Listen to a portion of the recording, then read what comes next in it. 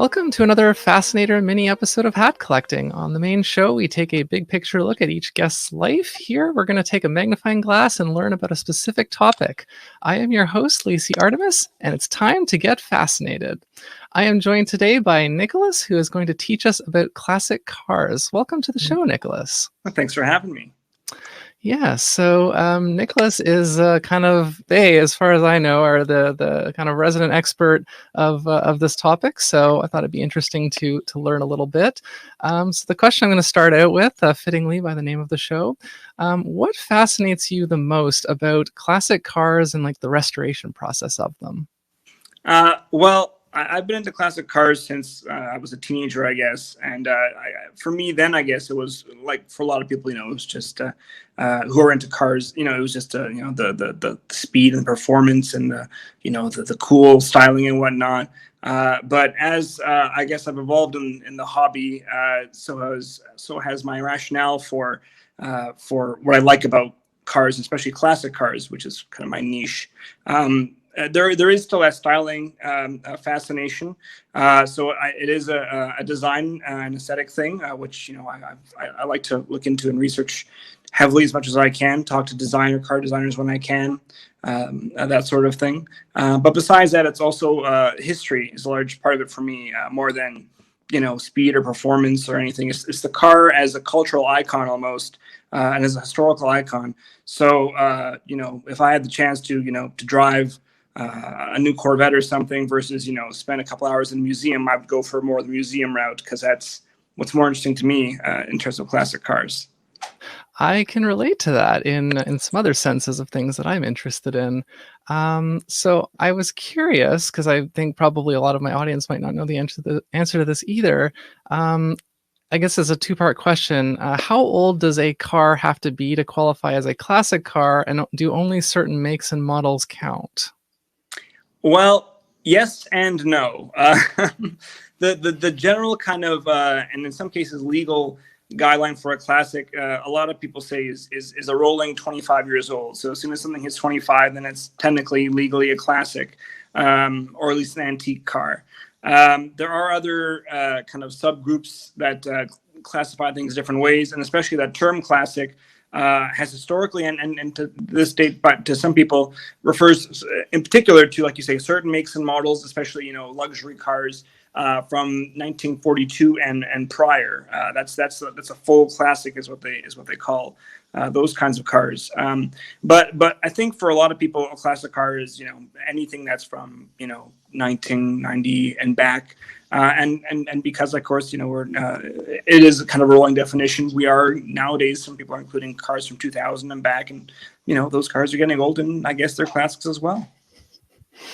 Very interesting. So it's I think the only car that I ever actually owned was a 1996. So I guess it's almost a classic now. I don't own it anymore, but that's interesting to find out. So what would you say is a misconception about classic cars or the restoration process, or just something in that vein that you think people should be more aware of? I think one thing people don't realize about classic cars is that they're more accessible than you might think. There's definitely, it's definitely not something you can do just kind of just for the heck of it. There is a lot of investment, a lot of money involved, but not as much as you think. So, for example, I've owned 2 classic cars so far in my life. I'm down to 1 now, but for both of those cars, I paid just $10,000. So, not an insignificant amount of money, but not more than a new car for sure. Nothing more than a new car on sale today. You wouldn't want to necessarily rely on one for a daily driver. I might give it a shot, one day, but you could drive one, pretty often and not too great an expense. And I think a lot of people, kind of assume that these cars are, expensive things you can only kind of, take out once in a blue moon, or else you're going to ruin the engine or something. I found, especially when I first got my current classic, that people really just overestimate, that thing must be worth, 20, 30 grand, when obviously it was a third that. And even the second classic I had, which was a 1930s car, and the same thing, it's got to be worth $50,000, $100,000, and they're not. They're not really that expensive, is I think the biggest misconception. Hmm. And so I know that you have restored at least one car of your own. I didn't know if you wanted to tell a little bit of that story now, share a bit with the audience. Sure. So my current car, my current classic car, and right now my only car, is a 1971 Plymouth. It's a Valiant Scamp. And so when I got it, it had been kind of restored in terms of the aesthetics. It had been painted, and it had the interior had been kind of reupholstered. But the mechanical, the engine and the drivetrain and the transmission were almost entirely original. And so I did some work to it to kind of keep it going over the past almost 9 years that I've owned it now. But last year, I had a big decision to make when I decided to finally, like you say, essentially restore the engine. So I had the whole thing rebuilt, and that wasn't me. That was a shop I had hired out to kind of do that work. But that was an amazing, intensive process that I cataloged, of course, for my own purposes, and just because I was so fascinated by it. It's not the show title here.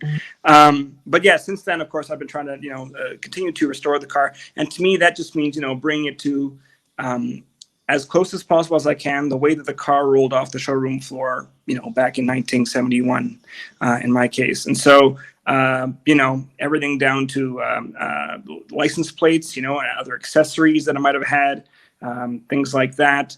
And it's, an ongoing process as always. So even after the engine had been rebuilt, it's still little teething issues that even today I was down in the garage trying to fix the choke on it as it, so it could start easier. So, the restoration is a process, and it's kind of a never ending process, I guess is what I was trying to say. But, yeah, definitely. That's definitely a more prohibitive and expensive process than just owning a classic car, like I was alluding to earlier.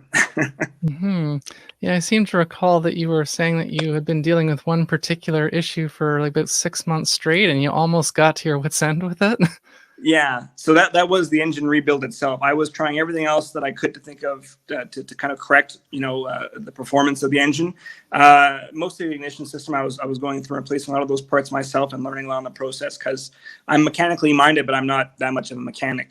And so I'd spent, like you say, about 6 months doing that. And eventually I gave up and said, you know what, this needs a rebuild. I'm going to give it to a friend I know that can properly rebuild the engine. And so now now it runs basically like brand new, and it's fantastic. Hmm. And so if you were to talk to somebody new who was they had just kind of stumbled upon this world, and like they really wanted to try it themselves, like start working on restoring their first classic car, what advice or what things would you say to them? I would tell them to research, research, research. Even though I know cars pretty well, my second classic that I bought, my second car was in 2019, and that kind of was me getting into the hobby for the first time, because that car was a 1929 Ford, and that it was to me a whole new world. It was so what I did and what I would recommend to other people to do is I bought a whole bunch of books on those kinds of cars to learn what I could. I researched online to find out, what I was looking at, what I was looking for in terms of buying, what to watch out for. And the last thing I did, which I would also recommend, is to find a community to kind of help you. So I reached out, of course, to the club for those cars, the Ford Model A Club. So even when I was looking at cars to go buy, I would bring, if I could, bring a member along of the club and say, help me out here. What should I be looking at? What should I be looking for? And that can save you a lot of heartache and headache in the long run. So those are the main things I would say: research and finding a club and community that can kind of help you out. You just reminded me very kind of randomly there that I remember watching this video on YouTube a little while back about this very unique and small but passionate group of DeLorean restorers. There's some people that actually own those, and because they don't make though they haven't made those in a long time, I guess, and so finding parts for them is apparently quite the challenge and the adventure these days. And I think I might go back and watch that again, because I might see it a little bit differently now. But because like DeLoreans are kind of cool. I aside from the doors maybe being a little bit awkward, but yeah, it's got that cultural classicness from Back to the Future, obviously. I was going to ask, are there, based on what you know in your experience, are there particular types of cars or makes or models that are easier to restore or easier to maintain than others? Uh, yeah, I think the general rule of thumb might be, well, it depends on, I guess, how hands-on you want to get, but the sweet spot is kind of the late 60s to maybe the late 70s. Those are kind of the best cars for working on yourself, because that era was pre a lot of computers and small equipment that they put on for environmental purposes that can get really hard to work on. Pre 60s, you're looking at stuff that's not very, but it's more maintenance intensive. So things that you have to keep a watch on, and kind of do some tuning up every 1,000 odd miles. But in the 60s, late 60s to early 70s, or to the late 70s, you had stuff that was stuff you could usually wrench on yourself. Even if you're new, you can learn it pretty easily.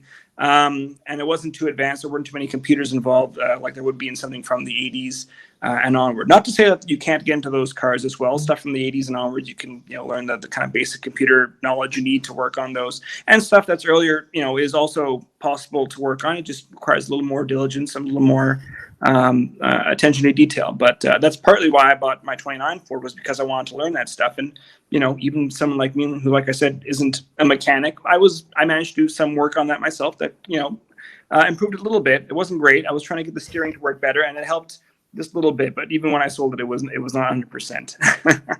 Hmm. So aside from, I guess, the two cars that you have owned and worked on, do you have another kind of favorite car? If you were ever to get another one and kind of start over, what would you choose?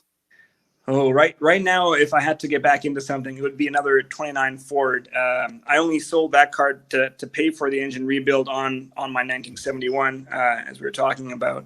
And I only had a brief time with that. I would like to get back into one of those, or at least something else from the 1930s, especially 1932 is kind of the sweet spot for me. But we'll see, that might be a ways off. But eventually down the road, it'd be great to have something like that. I'd like to get more vintage Plymouths. They have kind of a neat look to me, and I kind of like their again, talking about the history and the cultural impact, where they kind of sat in terms of the cultural milieu at the time. Plymouth was a budget brand, so it wasn't a very fancy car. It was something that your secretary would drive, or your grandma might drive, just a cheap kind of everyday car. And I kind of like that, how it was just a common car in the 70s. Now they're, of course, they're not around anymore, so they're not too common. But back then it was just an everyday thing, and that's kind of the most fascinating for me. So I'd like to get more of those. Hmm. And so I guess one more question to kind of, for people who watching, like I said, who might be getting into this for the first time or might be kind of newbies, are there any like online communities or resources or anything like that that you have used yourself that you like recommend or would point people to? Oh man, there's a lot of them. I don't know about a general kind of one I could suggest off the top of my head, but even just in Canada, where we are, there's tons of different clubs and organizations that you can find through Facebook, or you can find just by researching. You can go again. You can kind of go to a club that's more particular to the model that you're looking at, that you want to get into, or you can find general clubs based on the decade or era of interest perhaps you're looking at. But yeah, it's really there's definitely a lot of support out there for the hobby. You have a lot of people who are enthusiastic still about cars, even though, of course, for a while we've heard that millennials and other young people just don't care about cars. That's actually been proven in the past couple of years to be quite false, and they're seeing a big surge now in the hobby in terms of young people getting into these things. So you wouldn't be alone, if you're looking there for groups, and there are a lot of them out there. So you'll find them. Hmm. Yeah, no, that's something that I have learned in my various travels, is that there are online groups for pretty much anything that you could imagine. The size might vary, but if you look long enough and hard enough, you'll probably find something. I don't know if you'd recommend like Reddit. I know there's pretty much everything on there, but that's taking your own risk a bit there. But yeah, are there any other kind of parting thoughts that you'd like to share, of anything I haven't asked about or that hasn't been covered that you'd like to just speak about briefly? Just really to reiterate that, I think people overestimate how much how hard it would be to get into classic cars. It is nice to see it growing, especially like I said, among younger people now, because I think they realize it's something that you don't have to really spend a whole ton of money or a whole bunch of time to get into, even just a little bit. It's really something that once you get into it, you kind of learn more and more quite quickly, I think. Depending on how interested you are in it, but. Yeah, that's the thing. That's about all I want to say, just to leave off with. Yeah. Yeah, so this has been another episode of Fascinators from Hat Collecting. You can find the whole show online at hatcollecting.com or hat collecting on social media. And you can find me online at artemiscreates.com. Please like and subscribe on YouTube and tell your friends and help the show grow and keep that fascination flowing. Until next time, I look forward to your next fascination. And you've just been fascinated.